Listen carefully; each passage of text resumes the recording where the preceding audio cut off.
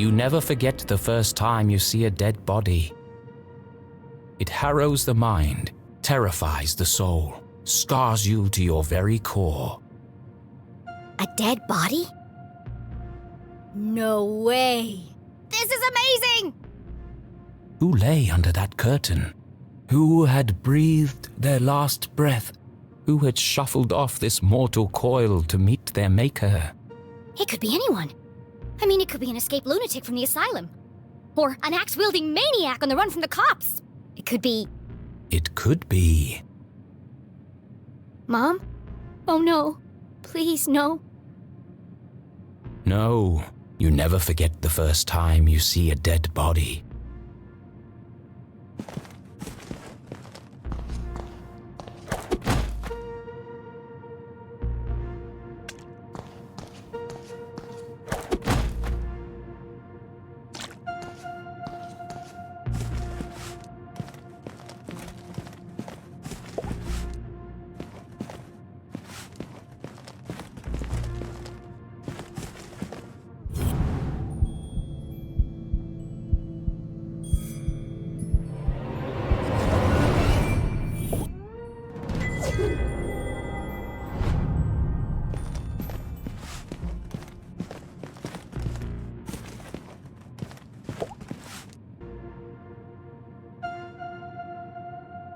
Jenny knew it was wrong to disturb the crime scene. But I have to know who's under here. Slowly, she drew back the heavy cloth. Please don't be my mom. Please don't be my mom. Dean Stroudsbury! Thank God. I'm sorry. I didn't mean it like that. Poor Mr. Stroudsbury. What happened to you? Was this a terrible accident? Or worse? Murder! Her stomach churned. Seeing the Dean's lifeless face, his contorted frame, Jenny felt the urge to run, to get as far away from this horrific sight as possible. Jenny had longed for an adventure, for a real case to solve. I didn't expect it to be like this. She gathered herself, took a deep breath, and began to search for clues. He looks like he's been dead for weeks. His skin is pale and colorless, and there's a strange mark on his neck.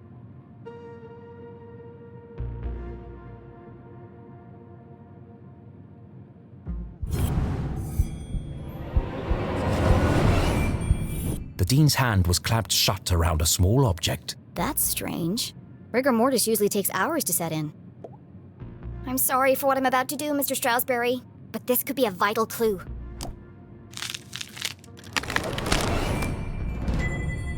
Mom's ID card? But that means... Julie LeClue had definitely been here. She could be the last person to have seen him alive. She could be the killer. Impossible. My mother's a forensic expert. She'd never leave such incriminating evidence behind. But even the smartest criminals made mistakes. Jenny couldn't deny this looked bad for her mum.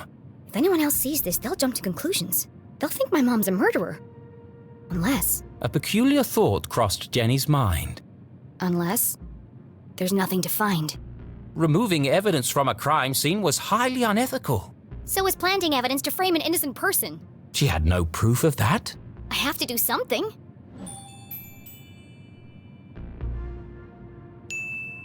My mom would kill me if she thought I tampered with evidence. Besides, she's innocent. The truth will come out.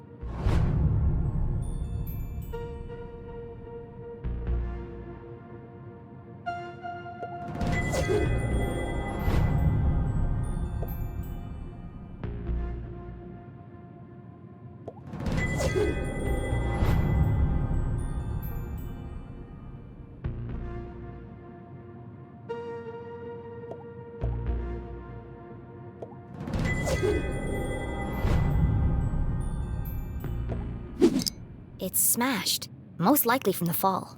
The hand stopped at 3:57 p.m. That gives me a potential time of death. If Jenny had arrived just a few minutes earlier... I might have been able to save him.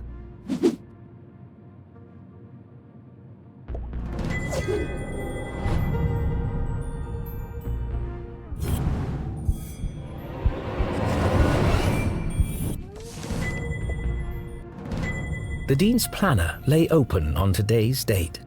Perhaps I can retrace his steps and create a timeline of events.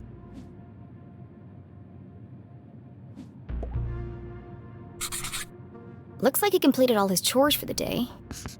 I already knew the Dean was meeting Mom here. So where is she now? Meet JL. Could that be Mom? Where's Widow's Drop? I've never heard of it.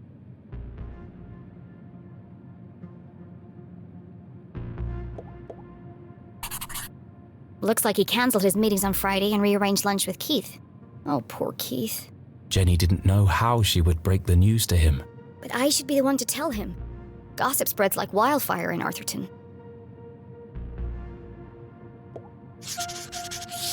He sure was working hard on that speech. I'm sad he won't get to deliver it.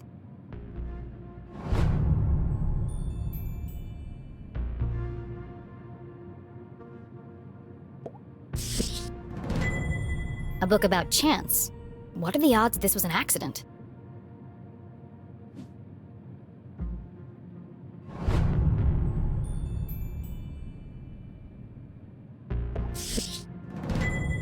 It's a book about predicting the future. I suppose it didn't belong to Mr. Stroudsbury then.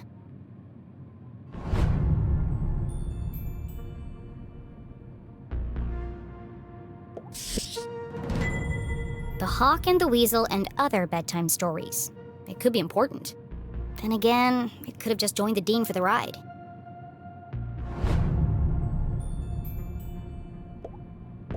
There are bits of glass and metal debris everywhere.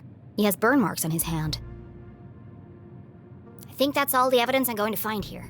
She took one last look at the Dean's lifeless body. I'm sorry, Mr. Stroudsbury. I promise I'll get to the bottom of this.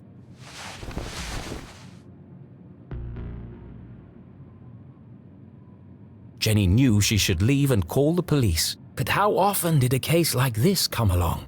Never. There's more to this than meets the eye.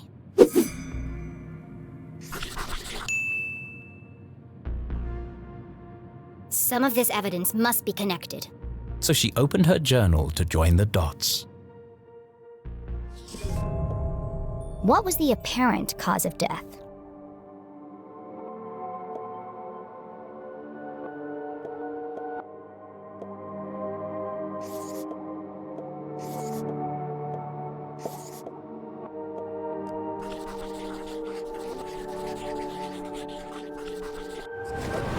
It looks like the Dean was thrown from the balcony when he reached down to pick up his ring, which was stuck in the electrified ladder track.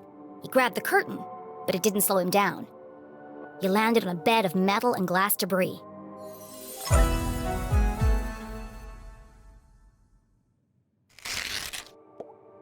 What is unusual about the Dean's death?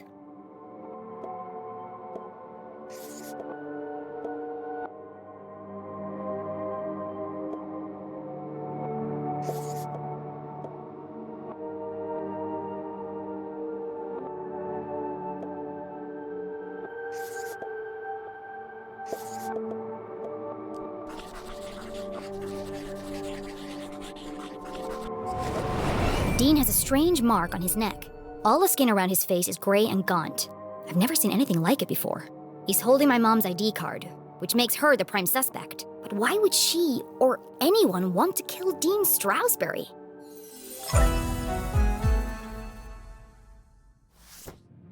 Jenny suspected foul play, but what was the motive?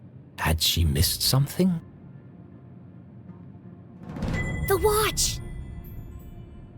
The Dean's watch stopped at 3:57 p.m. When I came into the library, the clock tower rang 4 times. The library only has one exit, and I haven't seen anyone but the Dean since I got here. Which meant, if the Dean was murdered... The killer must still be here! He's getting away!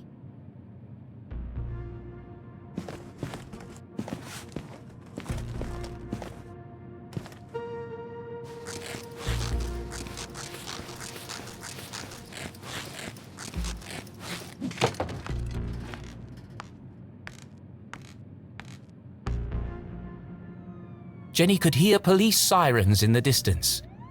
Someone must have tipped them off. I'll catch the murderer and keep him busy until the cops arrive. Chasing after murderers was hardly the job of a little girl. Hey you! Stop!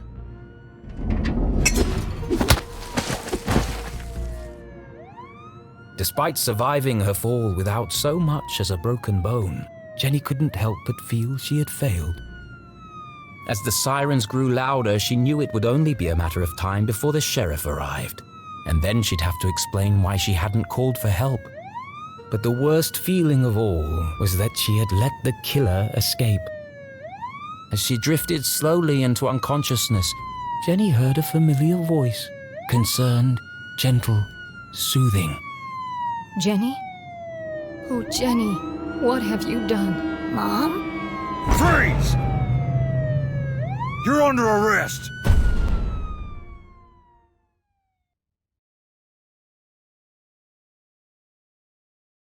What have I done?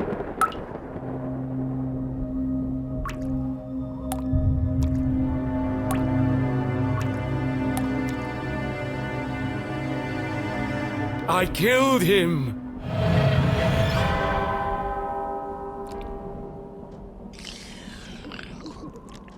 This is all wrong. Murder in Arthurton?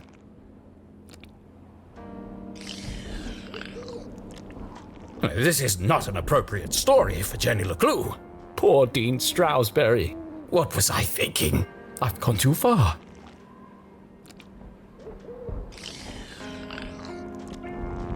Perhaps I should take a break.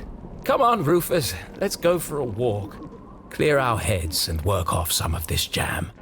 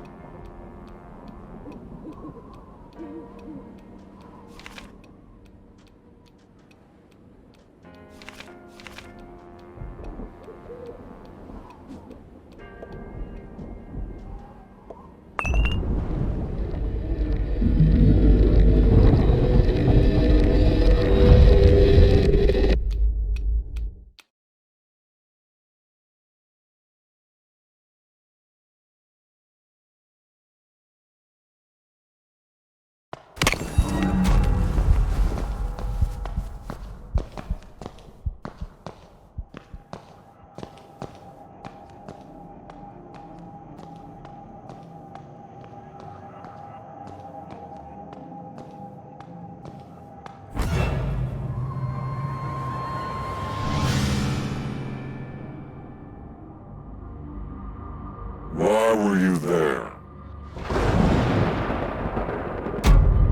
I told you I was looking for Mom. Why? We were going to grade papers. When do I get to see her? Did you disturb the crime scene? Of course not. Now let me speak to my mom.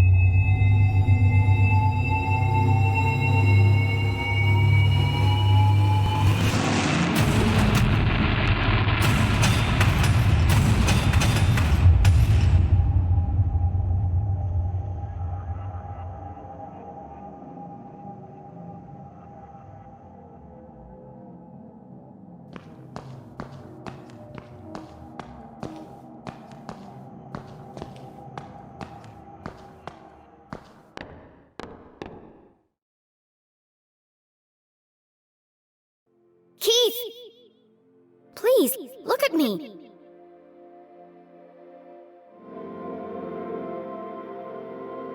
Keith, wait!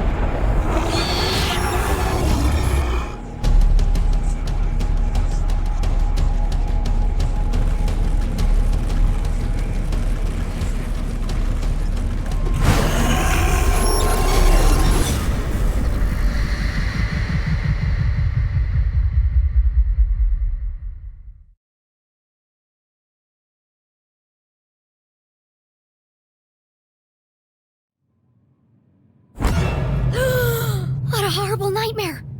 Dean Stroudsbury was dead. My mom was in jail. Keith told me he never wanted to see me again.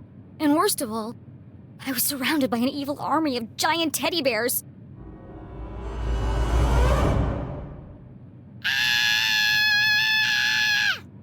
Unfortunately, it was all true, including the teddy bears. My eyes! There's something wrong with them! Everything's pink! But her eyes were fine. It was the room that was pink. Pink cuddly toys, pink furniture, pink clothes, and a hand-drawn homage to teenage heartthrob Pelvis Cressley, covered in pink hearts. Everything a teenage girl could dream of. It looks like a marshmallow exploded. It was at this point Jenny remembered where she was. I shouldn't be here. What happened? And what is that terrible music? I can't think straight with that racket playing. These aren't my clothes. And where's my journal? That wasn't the only thing missing. The Dean's ring! It was in my pocket.